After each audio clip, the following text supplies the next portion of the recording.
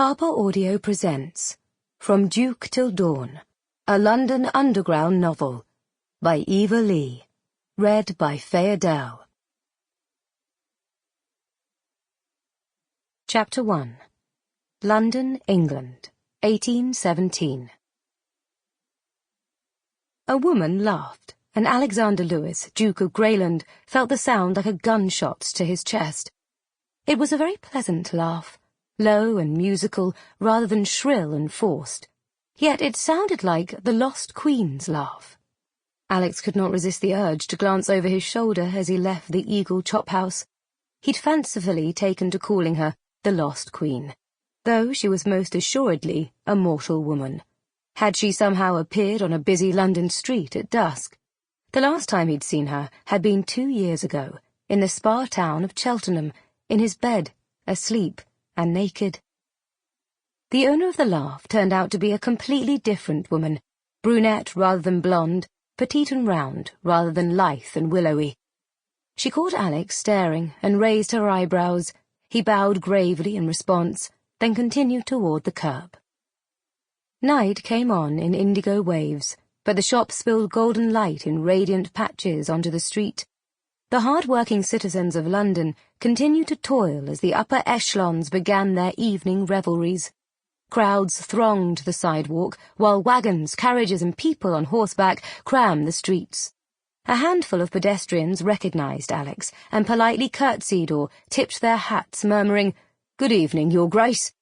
Though he was in no mood for politeness, responsibility and virtue were his constant companions, had been his whole life, and so rather than snapping, "Go to the devil, damn you," he merely nodded in greeting.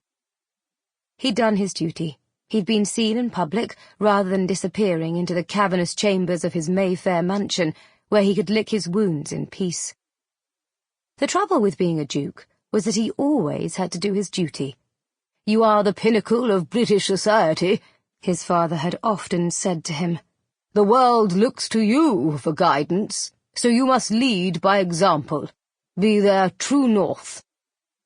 This evening, before dining, Alex had taken a very conspicuous turn up and down Bond Street, making certain that he was seen by many consequential and loose-lipped figures in the ton.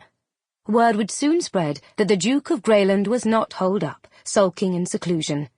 His honour as one of society's bulwarks would not be felled by something as insignificant as his failed marriage suit to Lady Emmeline Berks. The Dukes of Greyland had stood strong against Roundheads, Jacobites, and countless other threats against Britain. One girl barely out of the schoolroom could hardly damage Alex's ducal armour. But that armour had been dented by the Lost Queen, far deeper than he would have expected. Standing on the curb, he signalled for his carriage, which pulled out of the mews. He tugged on his spotless gloves as he waited and adjusted the brim of his black beaver hat to make certain it sat properly on his head. "Always maintain a faultless appearance," his father had reminded him again and again. "The slightest bit of disorder in your dress can lead to rampant speculation about the stability of your affairs. This we cannot tolerate. The nation demands nothing less than perfection." Alex's father had been dead for 10 years, but that didn't keep the serious, sober man's voice from his mind. It was part of him now. His role as one of the most powerful men in England, and the responsibilities that role carried with it. Not once did he ever let frivolities distract him from his duties.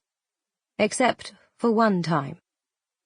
Forcing the thought from his mind, Alex looked impatiently for his carriage. Just as the vehicle pulled up, however, 2 men appeared and grabbed his arms on each side. Alex stiffened. He did not care for being touched without giving someone express permission to do so. People on the street also did not normally seize each other. Was it a robbery?